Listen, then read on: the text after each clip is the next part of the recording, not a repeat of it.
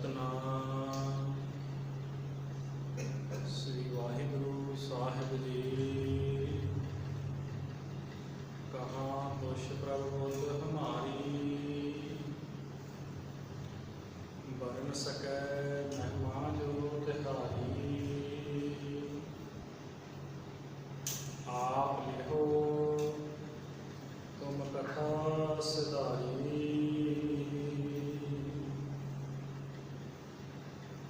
जुगो जुग अटल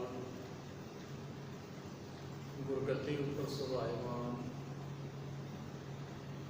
दीन दुनिया के मालिक, तख्त चवर छत्र के मालिक, धन धन साहिब श्री गुरु ग्रंथ साहिब महाराज जी की पावन पवित्र हजूरी अंदर जुड़ मिल करके बैठी गुरु प्यारी, गुरु सवारी, गुरु खालसा साध संगत जी, ਵੱਡਿਆਂ ਭਾਗਾਂ वाले हाँ जो अमृत वेले सतगुरु जी की हजूरी में संगत करन दा, सत्संगत करन दा सुभाग समा प्राप्त होया। सरबत संगत ने सतगुरु जी के हजूर अरदास बेनती की है। सतगुरु जी ने कृपा की है, साडे जीआं ते तरस कीता है, अपने पावन पवित्र मुख वाला बख्शिश करके सानू निहाल किया। सो हर रोज की मर्यादा के अनुसार सतगुरु जी की पावन कथा विचार के नाल विचारां की आरंभता तो पहला सतगुरु जी की बख्शी हुई फतेह बुलाओ साडी अते अपनी हाजरी सतगुरु जी के चरणों में लगाते हुए गज के कहो वाहिगुरु जी का खालसा वाहिगुरु जी की फतेह। अज का जो पावन पवित्र मुखवार आप संगत ने श्रवण किया है, ये चौथे पातशाह धन श्री गुरु रामदास महाराज जी की पावन पवित्र रसना तो उच्चारण की हुई वार है, जो कि वडहंस राग विच धन श्री गुरु ग्रंथ साहिब महाराज जी के पावन 585 के ऊपर सुभाई, जिसका सिरलेख है वडहंस की वार। श्री गुरु ग्रंथ साहिब महाराज जी की पावन बाणी के विच सतगुरु जी ने वक्खो वक् लोक कावां के रूप में जी बाणी है वो उचारी है। कई तरह के लोक काव गुरबाणी में वरते हैं, जिमें 12 महा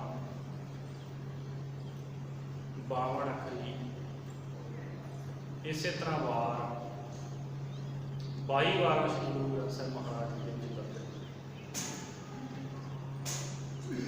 वार तो भाव होता है हल्ला करना, हमला करना। सो जो ढाडी वारा गाते हैं उस योधे ते सूरबीरां की जिहड़ी वीरता है उसनूं बयान किया जाता है।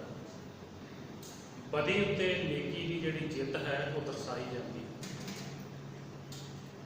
उस तर्ज ते ही सतगुरु जी ने ये जो अध्यात्मिक वारा उन्होंने की रचना की ते गुरु ग्रंथ साहिब महाराज जी के विच इन्हां नूं दर्ज किया।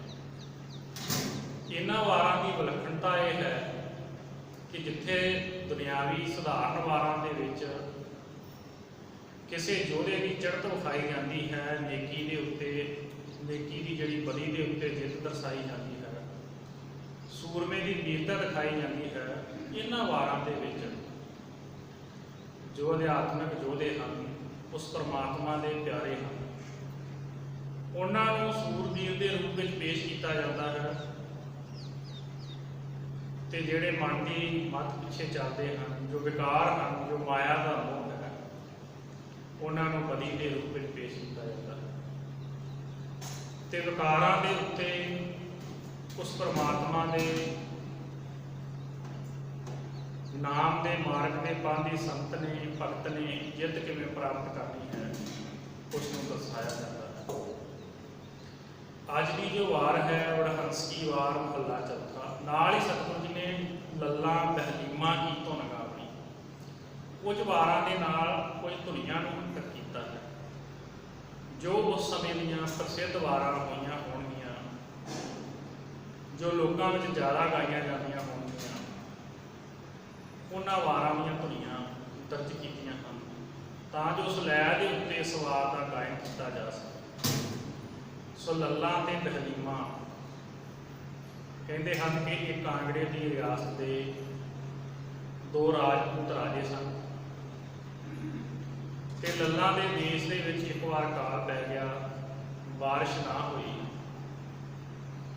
ਤੇ ਉਸਨੇ ਤਹਲੀਮਾ ਨੂੰ ਕਿਹਾ ਕਿ ਉਹ ਜਦੋਂ ਫਸਲ ਆਵੇਗੀ ਤੇ ਆਪਣੀ ਰਿਆਸਤ ਦੀ ਫਸਲ ਦਾ 6ਵਾਂ ਹਿੱਸਾ ਉਸਨੂੰ ਦੇ ਦੇਵੇਗਾ ਜੇਕਰ ਉਹ ਆਪਣੀ ਨਹਿਰ ਦਾ ਪਾਣੀ ਉਸ ਦੀ ਪ੍ਰਜਾ ਵਾਸਤੇ, ਉਸ ਦੇ ਰਾਜ ਵਾਸਤੇ ਦੇ ਦੇਵੇ। ਤੇ ਤਹਲੀਮਾ ਨੇ ਲੱਲਾ ਦੀ ਇਹ ਗੱਲ ਜਿਹੜੀ ਹੈ ਉਹ ਮੰਨ ਲਈ ਤੇ ਆਪਣੀ ਨਹਿਰ ਤੋਂ ਜਿਹੜਾ ਪਾਣੀ ਸੀ ਉਹ ਲੱਲਾ ਨੂੰ ਵਰਤਣ ਵਾਸਤੇ ਦੇ ਦਿੱਤਾ। ਪਾਣੀ ਦੀ ਕਿੱਲਤ ਦੂਰ ਹੋ ਗਈ, ਫਸਲ ਹੋਈ ਤੇ ਇਕਰਾਰ ਦੇ ਮੁਤਾਬਕ ਲੱਲਾ ਨੇ 6ਵਾਂ ਹਿੱਸਾ ਫਸਲ ਦਾ ਤਹਲੀਮਾ ਨੂੰ ਦੇਣਾ ਸੀ ਤੇ ਤਹਲੀਮਾ ਨੇ ਜਦੋਂ ਮੰਗਿਆ ਕਿ ਇਕਰਾਰ ਦੇ ਮੁਤਾਬਕ 6ਵਾਂ ਹਿੱਸਾ ਫਸਲ ਦਾ ਉਸਨੂੰ ਦੇ ਦੇ ਤਾਂ ਲੱਲਾ ਨੇ ਦੇਣ ਤੋਂ ਇਨਕਾਰ ਕਰ ਦਿੱਤਾ, ਜਿਸ ਕਰਕੇ ਦੋਹਾਂ ਦੇ ਵਿੱਚ ਝਗੜਾ ਹੋਇਆ ਤੇ ਲੜਾਈ ਹੋਈ ਜਿਸ ਵਿੱਚ ਤਹਲੀਮਾ ਦੀ ਜਿੱਤ ਹੋਈ। ਉਸ ਜਿੱਤ ਨੂੰ ਜਿਹੜਾ ਹੈ ਉਹ ਗਾਉਣ ਵਾਲਿਆਂ ਨੇ ਇੱਕ ਵਾਰ ਦੇ ਰੂਪ ਦੇ ਵਿੱਚ ਜਿਹੜਾ ਹੈ ਉਹ ਗਾਇਆ ਤੇ ਉਸ ਦੀ ਜਿਹੜੀ ਲੈਅ ਹੈ ਉਸ ਦੇ ਉੱਤੇ ਗਾਉਣ ਵਾਸਤੇ ਸਤਿਗੁਰੂ ਜੀ ਨੇ ਹਦਾਇਤ ਕੀਤੀ ਹੈ। ਇਸ ਤਰੀਕੇ ਦੇ ਨਾਲ ਉਸ ਸਮੇਂ ਦੀਆਂ ਪ੍ਰਮੁੱਖ ਜੋ ਵਾਰਾਂ ਸਨ ਉਹਨਾਂ ਦੀਆਂ ਧੁਨੀਆਂ ਕੁਝ ਵਾਰਾਂ ਨਾਲ ਵੀ ਸਤਿਗੁਰੂ ਗੁਰੂ ਅਰਜਨ ਦੇਵ ਮਹਾਰਾਜ ਜੀ ਨੇ ਅੰਕਿਤ ਕੀਤੀਆਂ। ਸੋ ਅੱਜ ਦੇ ਇਸ ਪਾਵਨ ਪਵਿੱਤਰ ਮੁੱਖ ਵਾਕ ਵਿੱਚ ਜੋ ਵਾਰ ਹੈ ਉਹ ਵੈਸੇ ਪੌੜੀਆਂ ਦਾ ਰੂਪ ਹੁੰਦੀ ਹੈ, ਪਰ ਜੋ ਸਤਿਗੁਰੂ ਜੀ ਨੇ ਇਹ ਵਾਰਾਂ ਰਚੀਆਂ ਹਨ ਇਹਨਾਂ ਦੀ ਵਿਲੱਖਣਤਾ ਇਹ ਵੀ ਹੈ ਕਿ ਇਹਨਾਂ ਪੌੜੀਆਂ ਦੇ ਨਾਲ ਸ਼ਲੋਕ ਵੀ ਅੰਕਿਤ ਹਨ। ਪੌੜੀ ਦੇ ਵਿਚਾਰ ਦੀ ਹੋਰ ਖੋਲ੍ਹ ਕੇ ਵਿਆਖਿਆ ਲਈ ਗੁਰੂ ਅਰਜਨ ਦੇਵ ਮਹਾਰਾਜ ਜੀ ਨੇ ਇਹਨਾਂ ਪੌੜੀਆਂ ਦੇ ਨਾਲ ਵੱਖ-ਵੱਖ ਗੁਰੂ ਸਾਹਿਬਾਨ ਜੀ ਦੇ ਸ਼ਲੋਕ ਵੀ ਜਿਹੜੇ ਹਨ ਉਹ ਦਰਜ ਕੀਤੇ। ਅੱਜ ਦੇ ਪਾਵਨ ਪਵਿੱਤਰ ਮੁੱਖ ਵਾਕ ਦੇ ਵਿੱਚ ਸਤਿਗੁਰੂ ਜੀ ਨੇ ਸਤ ਸੰਗਤ ਦੀ ਮਹਾਨਤਾ ਦਰਸਾਈ ਹੈ ਤੇ ਨਾਲ ਹੀ ਜੋ ਕੁਸੰਗਤ ਹੈ, ਕੁਸੰਗਤ ਕਰਨ ਦਾ ਜੋ ਨੁਕਸਾਨ ਹੈ ਉਹ ਕੀ ਹੋ ਸਕਦਾ ਹੈ ਉਹ ਵੀ ਦਰਸਾਇਆ ਕਿ ਕੁਸੰਗਤ ਕਰਨ ਵਾਲੇ ਮਨੁੱਖ ਦਾ ਕੀ ਹਾਲ ਹੁੰਦਾ ਤੇ ਨਾਲ ਹੀ ਤਾਕੀਦ ਕੀਤੀ ਹੈ ਕਿ ਵਿਖਾਵਾ ਕਰਨ ਵਾਲੇ ਧਾਰਮਿਕ ਲੋਕਾਂ ਤੋਂ ਬਚਣਾ ਹੈ ਜੋ ਵੇਖਣ ਨੂੰ ਹੰਸ ਲੱਗਦੇ ਹਨ ਪਰ ਅਸਲ ਦੇ ਵਿੱਚ ਹੈਗੇ ਪਗਲੇ। ਭੁਲੇਖਾ ਨਹੀਂ ਖਾਣਾ, ਧੋਖਾ ਨਹੀਂ ਖਾਣਾ। ਸੋ ਆਓ ਸਰਵਣ ਕਰੀਏ। ਸਤਿਗੁਰੂ ਜੀ ਕਿਰਪਾ ਕਰਦੇ ਹਨ। ਵਡਹੰਸ ਕੀ ਵਾਰ ਮਹੱਲਾ ਚੌਥਾ। ਵਡਹੰਸ ਕੀ ਵਾਰ ਇਸ ਵਾਰ ਦਾ ਸਿਰਲੇਖ ਹੈ। ਮਹੱਲਾ ਚੌਥਾ। ਗੁਰੂ ਜੋਤ ਵਾਲੇ ਚੌਥੇ ਸਰੂਪ ਧੰਨ ਗੁਰੂ ਰਾਮਦਾਸ ਮਹਾਰਾਜ ਜੀ ਦੀ ਪਾਵਨ ਪਵਿੱਤਰ ਰਸਨਾ ਤੋਂ ਉਚਾਰਨ ਕੀਤੀ ਹੋਈ ਵਾਰ ਹੈ। ਲੱਲਾ ਬਹਿਲੀਮਾ ਕੀ ਧੁਨ ਗਾਵਣੀ। ਤੇ ਲੱਲਾ ਬਹਿਲੀਮਾ ਰਾਜਪੂਤ ਰਾਜਿਆਂ ਦੀ ਜੋ ਵਾਰ ਹੈ ਧੁਨ ਦੇ ਉੱਤੇ ਇਸ ਵਾਰ ਨੂੰ ਗਾਇਨ ਕਰਨ ਦੀ ਤਾਕੀਦ ਕੀਤੀ ਹੈ। ਇੱਕ ਓੰਕਾਰ ਸਤਿਗੁਰ ਪ੍ਰਸਾਦ। ਸਤਿਗੁਰ ਜੀ ਮੰਗਲ ਕਰਦੇ ਹਨ ਉਸ ਅਕਾਲ ਪੁਰਖ ਦਾ। ਇੱਕ ਓੰਕਾਰ, ਉਹ ਪ੍ਰਮਾਤਮਾ ਇੱਕ ਹੈ ਤੇ ਸਭ ਜਗ੍ਹਾ ਇੱਕ ਰਸ ਵਿਆਪਕ ਹੈ। ਸਤਿਗੁਰ ਪ੍ਰਸਾਦ, ਤੇ ਉਸ ਨੂੰ ਪਾਇਆ ਕਿਵੇਂ ਜਾ ਸਕਦਾ ਹੈ? ਗੁਰੂ ਦੀ ਕਿਰਪਾ ਰਾਹੀਂ, ਗੁਰੂ ਦੇ ਫਜ਼ਲ ਰਾਹੀਂ, ਗੁਰੂ ਦੀ ਮਿਹਰ ਰਾਹੀਂ। ਸ਼ਲੋਕ ਮਹੱਲਾ ਤੀਜਾ। ਸ਼ਲੋਕ ਜਿਹੜਾ ਹੈ ਇੱਕ ਛੰਦ ਦਾ ਨਾਮ ਹੈ ਔਰ ਤੀਸਰੇ ਪਾਤਸ਼ਾਹ ਜੀ ਦਾ ਇਹ ਸ਼ਲੋਕ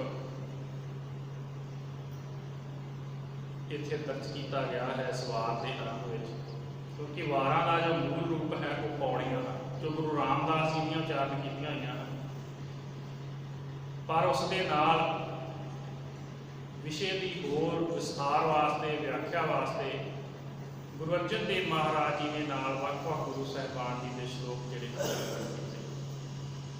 ਸੋ ਗੁਰੂ ਅਮਰਦਾਸ ਮਹਾਰਾਜ ਜੀ ਦੀ ਪਾਵਨ ਰਚਨਾ ਤੋਂ ਉਚਾਰਨ ਕੀਤਾ ਹੋਇਆ ਸ਼ਲੋਕ ਹੈ। ਸਤਿਗੁਰੂ ਜੀ ਬਖਸ਼ਿਸ਼ ਕਰਦੇ ਹਨ।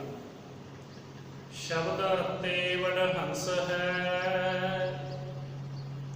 ਸੱਚ ਨਾਮ ਉਰਤਾਰ। ਸਤਿਗੁਰੂ ਜੀ ਕਹਿੰਦੇ ਜਿਹੜੇ ਗੁਰੂ ਦੇ ਸ਼ਬਦ ਦੇ ਵਿੱਚ ਰੱਤੇ ਹਨ, ਰੰਗੇ ਹਨ, ਜਿਨ੍ਹਾਂ ਨੇ ਗੁਰੂ ਦਾ ਸ਼ਬਦ ਕਮਾਇਆ ਹੈ, ਉਹ ਅਸਲ ਦੇ ਵਿੱਚ ਵੱਡ ਹੰਸ ਹਨ, ਵੱਡੇ ਹੰਸ ਹਨ, ਪਰਮ ਹੰਸ ਹਨ। ਕਹਿੰਦੇ ਜੋ ਹੰਸ ਹੈ ਉਹ ਮਾਨ ਸਰੋਵਰ ਤੇ ਰਹਿੰਦਾ ਹੈ ਤੇ ਹੀਰੇ ਮੋਤੀ ਚੁੱਕਦਾ ਹੈ,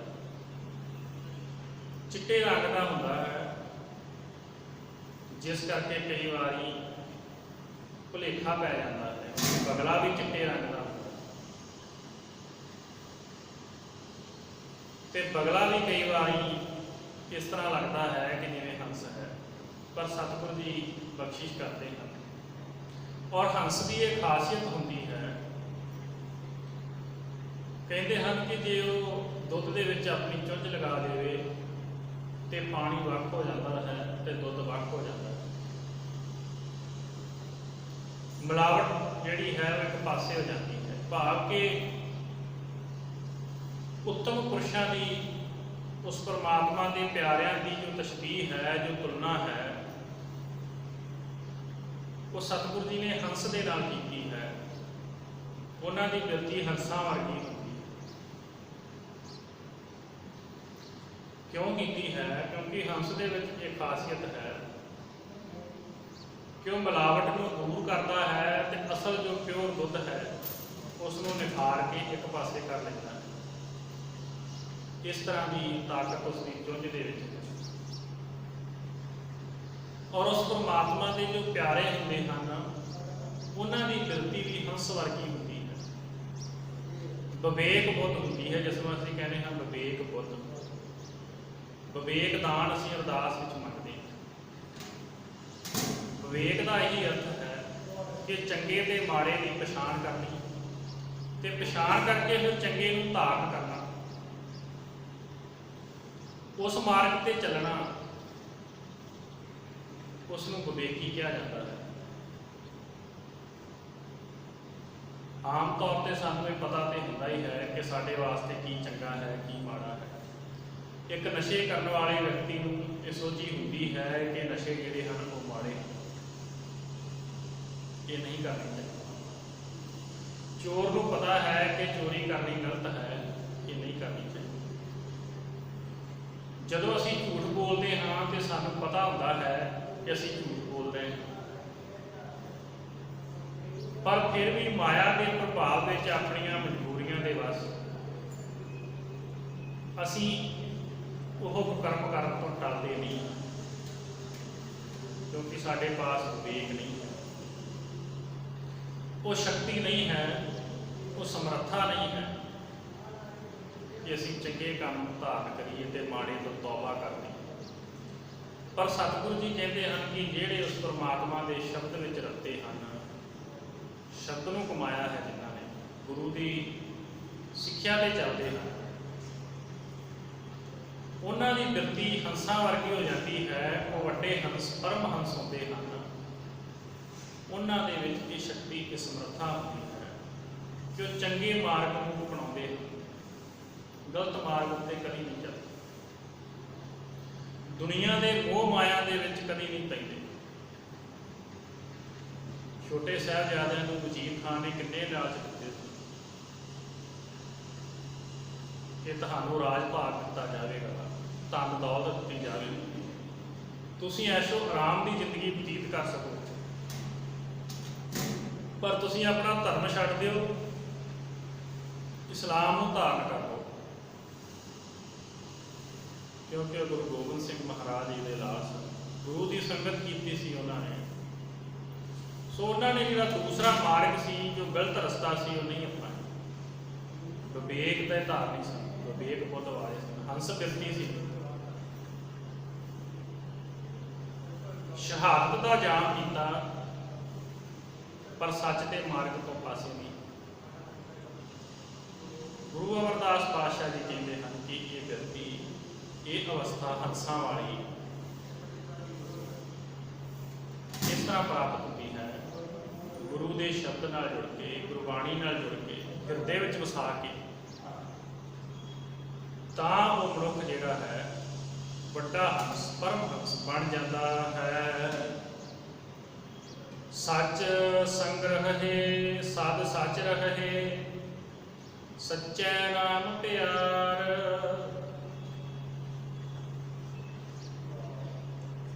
ਜਿਵੇਂ ਹੰਸਾਂ ਦਾ ਜੋ ਖਾਣਾ ਹੈ, ਜੋ ਭੋਜਨ ਹੈ, ਉਹ ਮੋਤੀ ਹਨ, ਚੰਗਾ ਭੋਜਨ ਕਰਦੇ, ਉਸੇ ਤਰ੍ਹਾਂ ਫਿਰ ਉਸ ਪਰਮਾਤਮਾ ਦੇ ਰੰਗ ਵਿੱਚ ਰੱਤੇ ਹੋਏ ਜੋ ਭਗਤ ਹਨ, ਜੋ ਹੰਸਾਂ ਵਾਲੀ ਬਿਰਤੀ ਵਾਲੇ ਵਿਅਕਤੀ ਹਨ, ਕਹਿੰਦੇ ਹਨ ਕਿ ਉਹ ਸੱਚ ਸੰਗ੍ਰਹ, ਸੱਚ ਦਾ ਸੰਗ੍ਰਹਿ ਕਰਦੇ ਹਨ, ਸੱਚ ਹੀ ਇਕੱਤਰ ਕਰਦੇ ਹਨ, ਤੇ ਸਦਾ ਹੀ ਸੱਚ ਵਾਸਤੇ ਆਪਣਾ ਜੀਵਨ ਜੀਂਦੇ ਹਨ, ਤੇ ਸੱਚੇ ਨਾਮ ਪਿਆਰ, ਤੇ ਸੱਚੇ ਨਾਮ ਨਾਲ ਹੀ, ਸੱਚੇ ਨਾਮ ਦੇ ਵਿੱਚ ਹੀ ਉਹਨਾਂ ਦਾ ਚਿੱਤ ਜਿਹੜਾ ਹੈ ਲੱਗਾ ਰਹਿੰਦਾ ਹੈ, ਪਿਆਰ ਜਿਹੜਾ ਹੈ ਉਹ ਬਣਿਆ ਰਹਿੰਦਾ ਹੈ। ਸਦਾ ਨਿਰਮਲ ਮੈਲ ਨ ਲੱਗਈ, ਨਦਰ ਕੀਤੀ ਕਰਤਾਰ।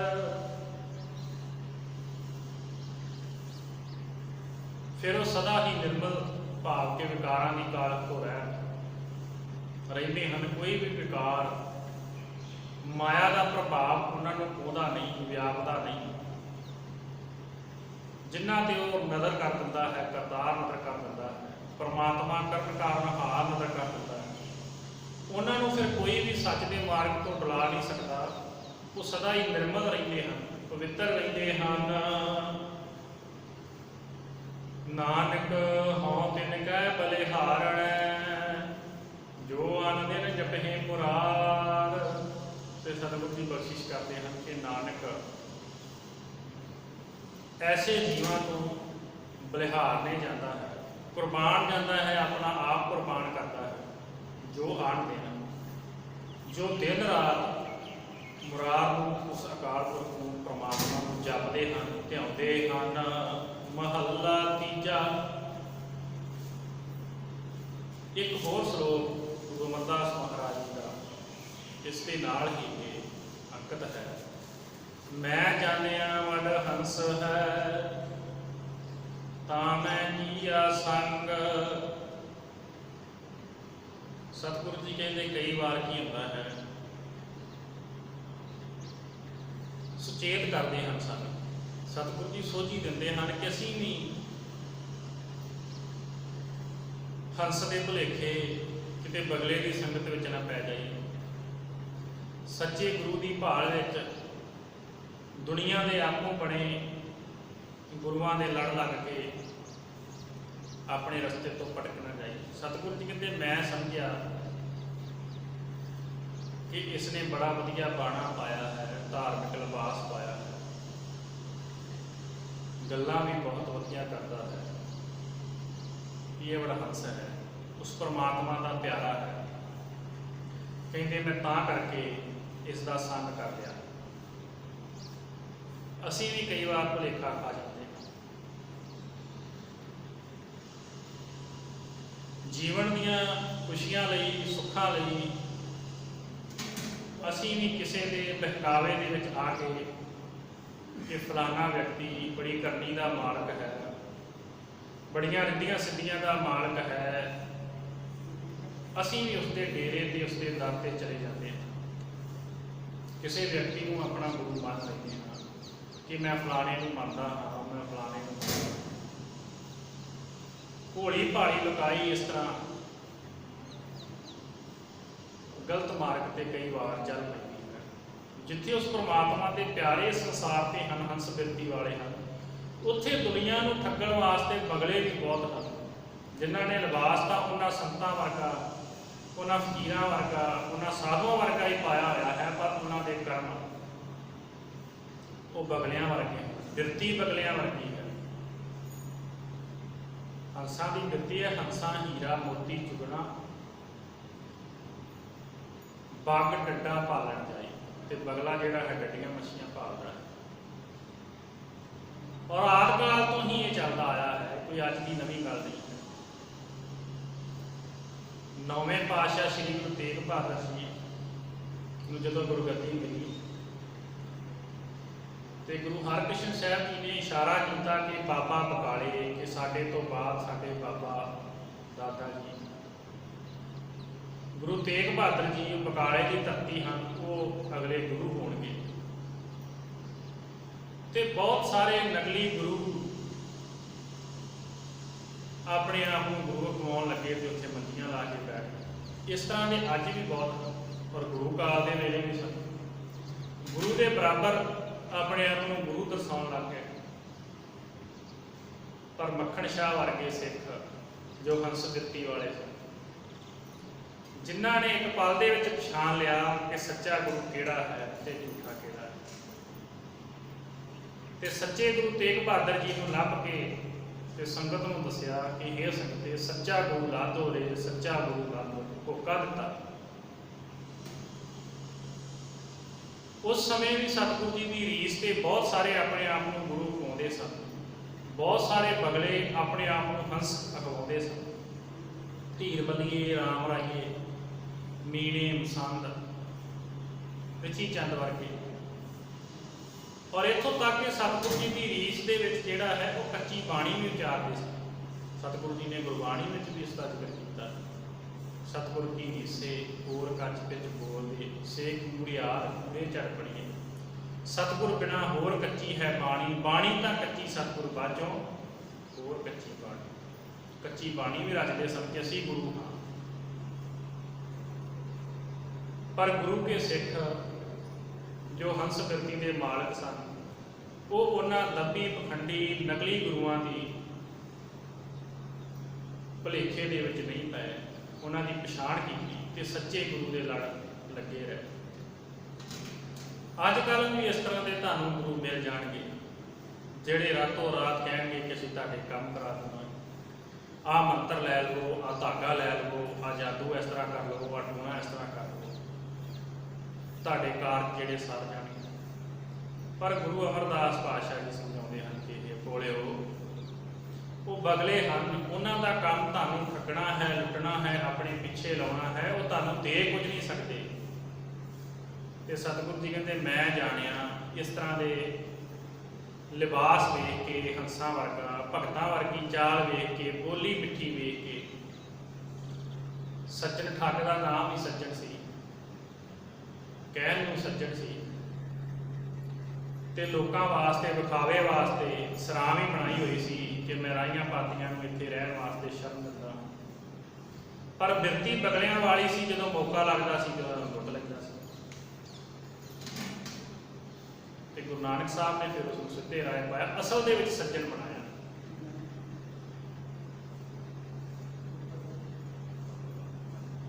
ਇਸ ਤਰ੍ਹਾਂ ਗੁਰੂ ਅਮਰਦਾਸ ਪਾਤਸ਼ਾਹ ਜੀ ਕਹਿੰਦੇ ਹਨ ਕਿ ਬਹੁਤ ਸਾਰੇ ਲੋਕ ਆਪਣੇ ਆਪ ਨੂੰ ਗੁਰੂ ਕਹਾਉਂਦੇ ਹਨ,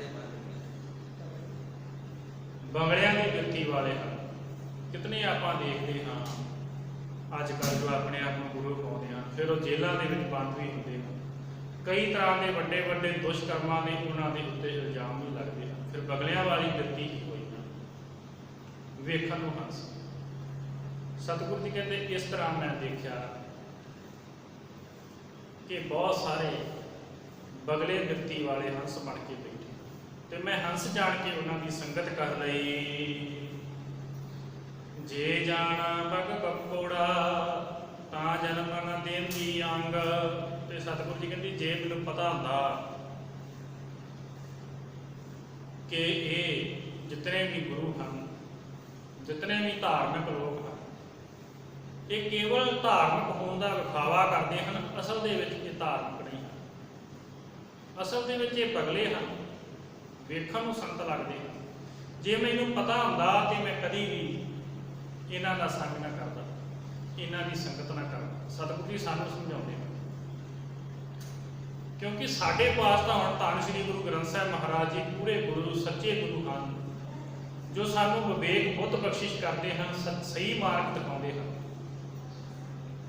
ਪਰ ਫਿਰ ਵੀ ਜੇ ਅਸੀਂ ਹੋਰਨਾਂ ਥਾਵਾਂ ਦੇ ਉੱਤੇ ਭਟਕਦੇ ਫਿਰੀਏ ਤਾਂ ਇਹ ਸਾਡੀ ਫਿਰ ਬਦਕਿਸਮਤੀ ਹੋਵੇਗੀ, ਬਦਨਸੀਬੀ ਹੋਵੇਗੀ ਕਿ ਸਾਨੂੰ ਸੋਝੀ ਹੋਣ ਦੇ ਬਾਵਜੂਦ, ਸੱਚਾ ਗੁਰੂ ਧੁਰ ਕੀ ਬਾਣੀ ਸਾਡੇ ਪਾਸ ਹੋਣ ਦੇ ਬਾਵਜੂਦ, ਐਸੇ ਦੀਨ ਦੁਨੀਆ ਦੇ ਮਾਲਕ ਸਦੀਵੀ ਸਤਿਗੁਰੂ ਸਾਡੇ ਪਾਸ ਹੋਣ, ਐਸੀ ਬਾਣੀ ਸਾਡੇ ਪਾਸ ਹੋਵੇ, ਐਸਾ ਨਾਮ ਸਾਡੇ ਪਾਸ ਹੋਵੇ, ਫਿਰ ਵੀ ਅਸੀਂ ਪੰਜਾਂ ਪਿਆਰਿਆਂ ਤੋਂ ਇਨਾਮ ਦੀ ਦਾਤ ਪ੍ਰਾਪਤ ਕਰਨ ਦੀ ਬਜਾਏ, ਗੁਰਬਾਣੀ ਪੜ੍ਹਨ ਦੀ ਬਜਾਏ, ਗੁਰੂ ਦਰਬਾਰ ਵਿੱਚ ਸੰਗਤ ਕਰਨ ਦੀ ਬਜਾਏ ਹੋਰਨਾਂ ਥਾਵਾਂ ਦੇ ਭਟਕਦੇ ਫਿਰੀਏ,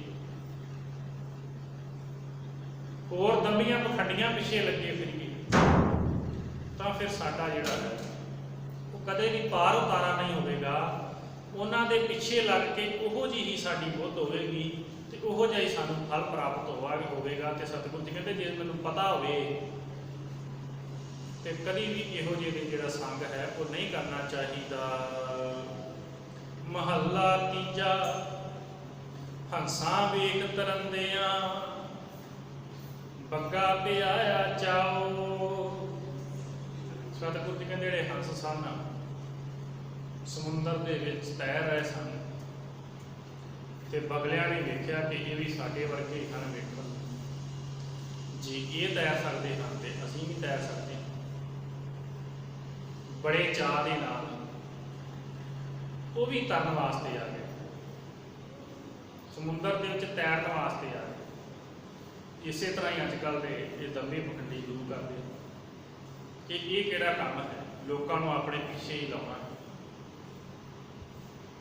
ਸਤਿਗੁਰੂ ਜੀ ਕਹਿੰਦੇ ਇਸ ਤਰ੍ਹਾਂ ਰੀਸੋ ਰੀਸੀ ਬਗੜਿਆਂ ਨੇ ਵੀ ਸਮੁੰਦਰ ਦੇ ਵਿੱਚ ਤਰਨ ਦੀ ਜਿਹੜੀ ਹੈ ਉਹ ਕੋਸ਼ਿਸ਼ ਕੀਤੀ। ਡੁੱਬ ਪੋਏ ਬਗ ਬਕੋੜੇ ਸਿਰ ਤਾਲ ਉੱਪਰ ਪਾਉ। ਪਰ ਹੋਇਆ ਕੀ, ਕਿਉਂਕਿ ਤਰਨਾ ਤੇ ਆਉਂਦਾ ਨਹੀਂ ਸੀ, ਹੈ ਤੇ ਬਗਲੇ ਸਨ। ਕਹਿੰਦੇ ਡੁੱਬ ਕੇ ਮਰ ਗਏ, ਸਿਰ ਥੱਲੇ ਹੋ ਗਿਆ ਤੇ ਲੱਤਾਂ ਉੱਪਰ ਹੋ ਗਈਆਂ ਤੇ ਪਾਣੀ ਦੇ ਵਿੱਚ ਮੂੰਹ ਡੁੱਬ ਗਏ। ਇਸ ਤਰ੍ਹਾਂ ਹੀ ਸਤਿਗੁਰੂ ਜੀ ਕਹਿੰਦੇ ਹਨ ਕਿ ਇਹ ਨਕਲੀ ਗੁਰੂ ਹਨ, ਆਪ ਵੀ ਇਸ ਮਾਇਆ ਦੇ ਮੋਹ ਵਿੱਚ ਡੁੱਬੇ ਹਨ, ਸੰਸਾਰ ਦੇ ਵਿੱਚ ਵਿਕਾਰਾਂ 'ਚ ਡੁੱਬੇ ਹਨ ਤੇ ਆਪਦੇ ਚੇਲਿਆਂ ਨੂੰ ਵੀ ਨਾਲ ਹੀ ਡੁਬੋ ਦਿੰਦੇ। ਇਸ ਕਰਕੇ ਇਹਨਾਂ ਤੋਂ ਬਚਣਾ ਚਾਹੀਦਾ ਹੈ। ਪੌੜੀ ਵੀ ਇੱਕ ਛੰਦ ਹੈ, ਹਿੰਦੀ ਦੇ ਵਿੱਚ ਇਸਨੂੰ ਸੀੜੀ ਛੰਦ ਕਿਹਾ ਜਾਂਦਾ ਹੈ। ਜਿਸ ਤਰ੍ਹਾਂ ਅਸੀਂ ਪੌੜੀ ਦੀ ਸਹਾਇਤਾ ਦੇ ਨਾਲ ਕੋਠੇ ਦੇ ਉੱਪਰ ਚੜ੍ਹਦੇ ਹਾਂ ਇੱਕ ਸਟੈਪ ਕਰਕੇ, ਇਸੇ ਤਰ੍ਹਾਂ ਇੱਕ ਸਟੈਪ ਕਰਕੇ ਇਸ ਛੰਦ ਦੀ ਚਾਲ ਹੈ ਪੌੜੀ ਦੀ ਤਰ੍ਹਾਂ, ਔਰ ਇੱਕ ਸਟੈਪ ਕਰਕੇ ਅਸੀਂ ਉੱਪਰ ਚੜ੍ਹਦੇ ਜਾਂਦੇ। ਸੋ ਬਾਣੀ ਦੇ ਵਿੱਚ ਵੀ ਇਹ ਪੌੜੀਆਂ ਦਰਜ ਹਨ, ਉਪਦੇਸ਼ ਦਿੱਤਾ ਹੈ ਸਤਿਗੁਰੂ ਜੀ ਨੇ, ਔਰ ਇਹ ਉਪਦੇਸ਼ ਸਾਨੂੰ ਫਿਰ ਉੱਥੋਂ ਤੱਕ ਲੈ ਜਾਂਦਾ ਹੈ, ਉਸ ਪਰਮਾਤਮਾ ਦੇ ਮਾਰਗ ਤੱਕ ਇਹ ਪੌੜੀ ਜਿਹੜੀ ਹੈ ਪਹੁੰਚ ਜਾਂਦੀ ਹੈ ਤੇ ਜਗਿਆਸੂ ਨੂੰ ਪਹੁੰਚਾ ਦਿੰਦੀ ਹੈ। ਸੋ ਪਹਿਲਾਂ ਜੋ ਸ਼ਲੋਕ ਸਨ ਉਹ ਗੁਰੂ ਅਮਰਦਾਸ ਮਹਾਰਾਜ ਜੀ ਦੇ ਸਨ, ਜਿਨ੍ਹਾਂ ਨੇ ਪਹਿਲਾਂ ਇਸ ਪੌੜੀ ਦੇ ਵਿਸ਼ੇ ਨੂੰ ਖੋਲ੍ਹਿਆ ਹੈ। ਹੁਣ ਪੌੜੀ ਦੇ ਵਿੱਚ ਜੋ ਮੂਲ ਭਾਵ ਹੈ ਸ਼ਬਦ ਦਾ ਸਤਿਗੁਰੂ ਜੀ ਬਖਸ਼ਿਸ਼ ਕਰਦੇ ਹਨ। ਤੂੰ ਆਪੇ ਹੀ ਆਪ ਹੈ, ਆਪ ਕਾਰਨ ਕੀਆ। ਸਤਿਗੁਰੂ ਜੀ ਕਹਿੰਦੇ ਹਨ ਕਿ ਹੇ ਅਕਾਲ ਪੁਰਖ, ਤੂੰ ਆਪ ਹੀ ਕਰਨ ਕਰਾਉਣਹਾਰ ਹੈ, आप ही सृष्टि साजी है, सृष्टि साजन का आप ही कारण है, ते आप ही तो सारा पसारा किया होया है। तू आपे आप निरंकार है, वो अवर ना पिया, ते तू आप ही निरंकार है, भाव के आकार तो रहत हस्ती है। तेरे बराबर होर कोई दूसरा नहीं, केवल ते केवल तू ही है। तू करण कारण समर्थ है, तू करहे सो थिया, ते तू ही करण दे समर्थ है। जो ये पसारा पसारिया है तू ही पसार सकता है, तेरे तो बिना होर कोई इस तरह का करने वाला नहीं है। ते जो तू करता है वही होगा। कोई वड्डे तो वड्डा राजा, कोई वड्डे तो वड्डा अमीर व्यक्ति जे कहे कि मैं अपने बल दे नाल, अपने अहुदे की शक्ति नाल या पैसे नाल कुछ कर देवां, तो सतगुरु जी कहते नहीं। साडी की ताकत है कि उस परमात्मा की मर्जी तो बिना एक पत्ता भी जिहड़ा है वो गिर जाए। वही पैदा करता है, वही पालना करता है, वही नाश करता है। जे किसी जीव का अंतिम समा आ जाए तो जितनी मर्जी धन दौलत कोई चुकी फरे तो कहे कि सारी धन दौलत के बदले उसको एक सवास भी और मिल जाए, तो सतगुरु कहते वो अजिहा करने की भी कोई समर्थ नहीं। सब कुछ उस परमात्मा के हाथ है। तो सतगुरु जी कहते तू आप ही करने वाला है। तू अण मंगिया दान देवना सबना ही हीया। ते सतगुरु जी कहते तू बिना मंगिया ही दाता देने वाला। जिंदगी दे विच बहुत कुछ असीं गुरु तो उस परमात्मा तो मंगते हैं, तो परमात्मा कृपा करता है सानूं दिंदा भी। पर बहुत ऐसिया दातां भी हैं जो कदे असीं सोचियां भी नहीं होंदियां, साडे चित चेते भी नहीं हुंदा कि वो भी परमात्मा साडी झोली पा दिंदा है। क्योंकि साडी बुद्धि का एक दायरा है, सीमा है, जिस विच रह के ही असीं कल्पना कर सकते हाँ, सोच सकते हाँ कि उस हिसाब नाल ही गुरु तो मंगते हैं। पर वो गुरु इतना बेअंत है जिस ते कृपा कर देवे, जिस ते त्रुट देवे, जो कदे किसी ने सोचा भी नहीं होता, वो भी सतगुरु जी उसको दे देते हैं। इतने दयालु हैं, इतने कृपालु हैं कि देंदा दे लैंदे थक पाके दाता दे ही जाते हैं, लैण वाले थक जाते हैं। तो बिना मंगिया ही सतगुरु की बाणी में भी बोलते हैं, बिन बोले सब कुछ जानता। बिना बोलिया ही परमात्मा साढ़े दिलों में जानता।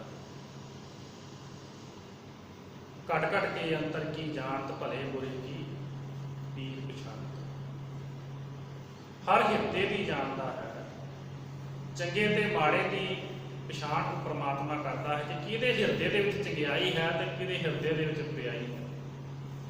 तो जो चंगियाई वाले हैं उन्होंने फिर सतगुरु जी बिना मंगिया ही बेअंत बख्शिशां दिंदा है। सब आखो सतगुर वाहो वाहो,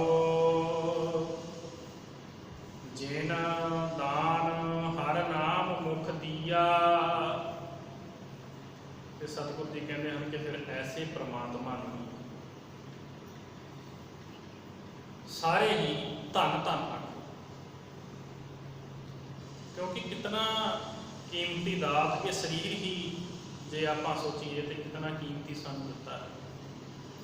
कितने कीमती सानू हाथ पैर अखां दित्तियां हैं, दिमाग दिता है।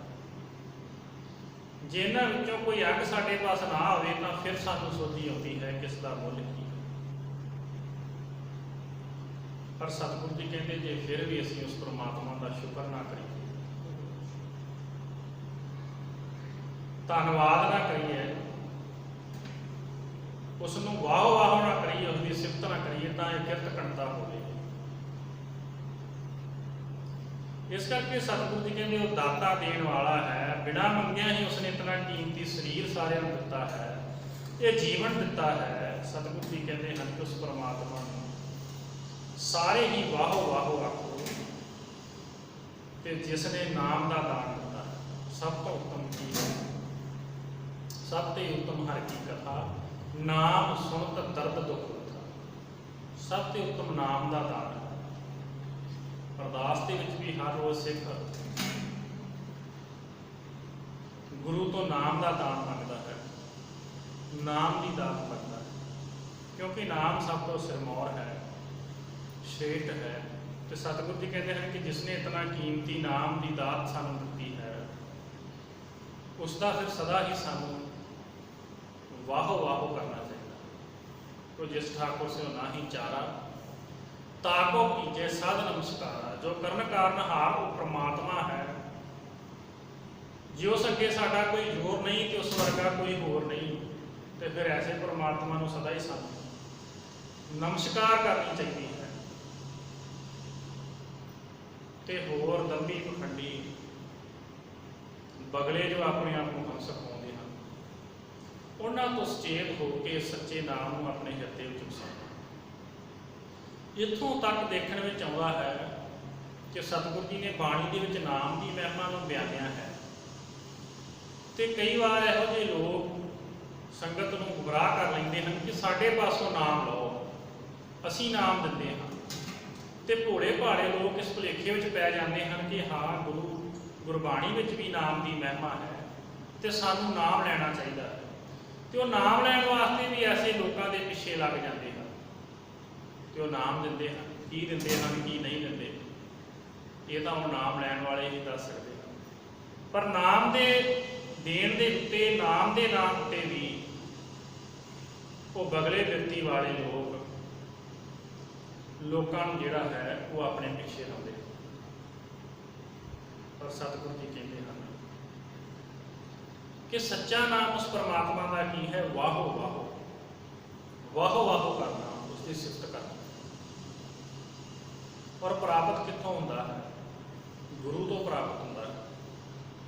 ਜਦੋਂ ਪੰਜ ਪਿਆਰੇ ਸਾਹਿਬਾਨ ਗੁਰੂ ਗ੍ਰੰਥ ਸਾਹਿਬ ਮਹਾਰਾਜ ਜੀ ਦੀ ਹਜ਼ੂਰੀ ਗੁਰੂ ਸਰੂਪ ਹੋ ਕੇ ਅੰਮ੍ਰਿਤ ਦੀ ਦਾਤ ਦਿੰਦੇ ਹਨ ਤੇ ਉਹ ਇਸ ਨਾਮ ਦੀ ਦਾਤ ਨੂੰ ਅੰਮ੍ਰਿਤ ਭਲਾਖੀਆਂ ਦ੍ਰਿੜ ਕਰਵਾਉਂਦੇ ਹਨ। ਸਤਿਨਾਮ ਵਾਹਿਗੁਰੂ, ਇਹ ਨਾਮ ਦਿੰਦੇ ਹਨ ਪੰਜ ਪਿਆਰੇ। ਸੋ ਉਹਨਾਂ ਪਾਸੋਂ ਆਪਾਂ ਸੰਗਤ ਜੀ ਨਾਮ ਦੀ ਦਾਤ ਲੈਣੀ। ਹੋਰ ਕਿਸੇ ਡੇਰੇ ਤੇ, ਕਿਸੇ ਦੰਭੀ ਪਖੰਡੀ ਵਿਅਕਤੀ ਕਿਸੇ ਗੁਰੂ ਦੇ ਪਾਸ ਨਾਮ ਲੈਣ ਵਾਸਤੇ ਨਹੀਂ ਜਾਣਾ। ਗੁਰੂ ਤੋਂ, ਗੁਰੂ ਗ੍ਰੰਥ ਸਾਹਿਬ ਮਹਾਰਾਜ ਦੀ ਹਜ਼ੂਰੀ ਦੇ ਵਿੱਚ ਪੰਜ ਪਿਆਰੇ ਸਾਹਿਬਾਨ ਜੋ ਨਾਮ ਦੀ ਦਾਤ ਦਿੰਦੇ ਹਨ, ਉਹਨਾਂ ਪਾਸੋਂ ਉਹ ਨਾਮ ਲੈਣਾ ਹੈ। ਤੇ ਉਸ ਤੋਂ ਬਾਅਦ ਸਤਿਗੁਰੂ ਜੀ ਕਹਿੰਦੇ ਹਨ ਆਪਣੀ ਰਸਨਾ ਦੇ ਨਾਲ ਨਾਮ ਜਪਣਾ ਹੈ। ਫਿਰ ਨਾਮ ਜਪਣ ਵਾਸਤੇ ਵੀ ਵੱਖੋ ਵੱਖਰੇ ਤਰੀਕੇ ਹਨ। ਕੋਈ ਕਹਿੰਦਾ ਹੈ ਇਸ ਤਰ੍ਹਾਂ ਨਾਮ ਜਪਣਾ ਹੈ, ਕੋਈ ਕਹਿੰਦਾ ਹੈ ਇਸ ਤਰ੍ਹਾਂ ਜਪਣਾ ਹੈ, ਕੋਈ ਕਹਿੰਦਾ ਹੈ ਨੱਕ ਵਿੱਚੋਂ ਜਪਣਾ ਹੈ, ਕੋਈ ਕਹਿੰਦਾ ਅੱਖਾਂ ਵਿੱਚੋਂ ਜਪਣਾ ਹੈ। ਉਹ ਵੀ ਕਈ ਤਰ੍ਹਾਂ ਦੇ ਪਖੰਡ ਹਨ। ਪਰ ਸਤਿਗੁਰੂ ਜੀ ਬੜਾ ਸਪਸ਼ਟ ਕਰਦੇ ਹਨ ਕਿ ਰਸਨਾ ਦੇ ਨਾਲ ਜਪਣਾ ਹੈ, ਸ਼ਰਵਣਾ ਦੇ ਨਾਲ ਸੁਣਨਾ ਹੈ ਤੇ ਆਪਣੇ ਹਿਰਦੇ ਦੇ ਵਿੱਚ ਉਸ ਅਕਾਲ ਪੁਰਖ ਦਾ ਧਿਆਨ ਕਰਨਾ। ਔਰ ਹਮੇਸ਼ਾ ਹੀ ਹਿਰਦੇ ਵਿੱਚੋਂ ਪ੍ਰਮਾਤਮਾ ਦੀ ਯਾਦ ਤੁਹਾਡੇ ਰਹਿਣੀ ਚਾਹੀਦੀ ਹੈ। ਜਿੰਨਾ ਸਾਸ ਗਿਰਾਸ ਨਾ ਵਿਸਰੇ, ਹਰ ਨਾਮਾ ਮਨ ਮੰਤ, ਧਨ ਸੇ ਸੇਈ ਨਾਨਕਾ ਪੂਰਨ ਸੋਈ ਸੰਤ। ਰਸਨਾ ਨਾਲ ਜਪਣਾ ਹੈ ਸਤਿਨਾਮ ਵਾਹਿਗੁਰੂ, ਕੰਨਾਂ ਨਾਲ ਸੁਣਨਾ ਹੈ ਤੇ ਆਪਣਾ ਮਨ ਵੀ ਉਸ ਪਰਮਾਤਮਾ ਦੇ ਨਾਲ ਟਿਕਾ ਕੇ ਰੱਖਣਾ। ਬੜਾ ਸਰਲ ਤੇ ਸਿੱਧਾ ਜਿਹਾ ਤਰੀਕਾ। ਫਿਰ ਕਈ ਤਾਂ ਇਸ ਤਰ੍ਹਾਂ ਦੇ ਨਾਮ ਦੇਣ ਵਾਲੇ ਹਨ, ਉਹ ਕਹਿੰਦੇ ਕਿ ਜੋ ਨਾਮ ਅਸੀਂ ਤੁਹਾਨੂੰ ਦਿੱਤਾ ਹੈ ਤੁਸੀਂ ਕਿਸੇ ਨੂੰ ਦੱਸਣਾ ਵੀ ਨਹੀਂ ਹੈ, ਜੇ ਦੱਸ ਦਿੱਤਾ ਤੇ ਪਤਾ ਨਹੀਂ ਕੀ ਹੋ ਜਾਵੇ। ਸੋ ਇਸ ਤਰ੍ਹਾਂ ਦੇ ਜਿਹੜੇ ਆਪੋ ਬੜੇ ਗੁਰੂ ਹਨ, ਜੋ ਨਾਮ ਦੇਣ ਵਾਲੇ ਹਨ, ਉਹ ਬਗਲਿਆਂ ਦੀ ਬਿਰਤੀ ਦੇ ਵਿੱਚ ਹੰਸਾਂ ਦਾ ਲਿਬਾਸ ਪਾ ਕੇ ਬੈਠੇ, ਜੋ ਕਿ ਸਾਨੂੰ ਕੁਝ ਨਹੀਂ ਦੇ ਸਕਦੇ। ਉਹਨਾਂ ਦਾ ਦਿੱਤਾ ਹੋਇਆ ਨਾਮ ਸਾਨੂੰ ਇਸ ਭਵ ਸਾਗਰ ਤੋਂ ਪਾਰ ਨਹੀਂ ਕਰ ਸਕਦਾ। ਉਹਨਾਂ ਦੀ ਸੰਗਤ ਕਰਕੇ ਅਸੀਂ ਡੁੱਬ ਜਾਵਾਂਗੇ, ਉਹ ਆਪ ਵੀ ਡੁੱਬਣ। जी बाणी में कहते हैं, कबीर चावल कारने तुक को मुहली लाए, संग कुसंगी बैसते तब पूछे धर्म राय। कहते कि जिमें चौलों की प्राप्ति वास्ते भी चौलों की छिल होंगी है, उन्होंने भी मार सहनी पैंदी है। तो जे असीं भी इहो जिहे गुरुआं दे पिछे लंघांगे तो धर्मराज की कचहरी में उन्होंने तो सज़ा मिलनी है कि तुसीं लोकां नूं गुमराह कीता, नाल फिर उन्हां दे चेलियां नूं भी जिहड़ा है उत्थे मार सहनी पवेगी। भगत कबीर जी होर भी फरमान दिंदे हैं, कबीर मारी मरो पसंद की, केले निकलियो बेर वो झूले वो चीरिए साकत संग ना है। कहते केले के नेड़े जे बेरी उग पवे तो जो हवा आती है तो केले के पत्ते बेरी के कंडिया टकाते हैं तो नीरो लीर हो जाते हैं। एक गुरु जेडे ये नकली गुरु हैं बंगलियां की बत्ती वाले सतगुरु जी कहते बेरी की न्याई है ना, जे तुसीं इन्हां दा संग करोगे जो समा आएगा इन्हां नाल टक्कर टक्कर के तुहाडे भी जिहड़े पत्ते हैं वो झड़ जाणगे, नीरो लीर हो जाणगे। भाव कि ये जामा ये मनुखा देही इन्हां पिछे लग के खुआर हो जाएगी, व्यर्थ चली जाएगी। इस करके इन्हां दा संग नहीं करना। संग करना है धुर की बाणी आई तिन सगली चित्त मंडाई। बाणी गुरु गुरु है बाणी विच बाणी अमृत सारे, गुरबाणी कहे सेवक जन माने परतख गुरु निस्तारे। धुर की बाणी आई तिन सगली चिंत मिटाई। शब्द गुरु गुरु ग्रंथ साहिब महाराज जी इन्हां दे लड़ लगना, बाणी का उट आसरा लेना है तो नाम की दात भी गुरु के पासों अमृतधारी होना है, पंजां प्यारिਆਂ पासों लैनी। और संगत के विच जो नाम है वो जपना है, रसना के नाल जपना है, सतनाम वाहिगुरू सतनाम वाहिगुरू। यही साडे जीवन का आधार है, यही इस भवसागर तो पार उतारा करने का साधन है। इस नाल ही साडी भी जो बगलियां वाली मत है जो विकारां विच ग्रसी है वो दूर होगी तो सतगुरु जी हंसिया वाली गति सानूं देणगे। चंगा मार्ग चुन दी उस ते चलण नहीं सकते मार्ग ते सतगुरु जी सानूं सोझी बख्शो। सतगुरु जी कृपा कर। गुरु हरगोबिंद साहिब जो इस धरती ते जिन्हां ने चरण पाए ते जिन्हां दी छोड़ इत्थों के कैदियां नूं बंधन कट दिते, रिहा करवाया, जहांगीर वर्गा जालम पातशाह भी गुरु जी के अगे ढह पिया। ऐसे सतगुरु जी का यह दरबार है तो जिन्हों का 400 साला बंदी छोड़ दिवस समूह संगत 4, 5, 6 अक्तूबर बड़ी श्रद्धा भावना मना रही है। सतगुरु जी कृपा करन, धन गुरु हरगोबिंद साहिब समर्थ बख्शण, साड़ी बगलियां वाली मत नाश हो जाए। सतगुरु जी हंसा वाले कृति दे के नमाज दे, नाम की दात दे, गुरसिੱਖੀ जीवन बख्शिश कर। जो कहने हाँ उसके धार नहीं हो सकी। सो सतगुरु जी की कथा विचार करते हैं, व्यंत गलतियां तो ना हो जानिया सुभाव। गुरु की संगत सतगुरु जी बख्शो कृपा करके पूछते हैं। आओ अखीरलियां पंक्तियों का जाप करके फतेह बुलाइए जी। तू अण मंगिया दान देवना सबना जीया, सब आखो सतगुर वाहो वाहो, जिन दान हर नाम मुख दिया।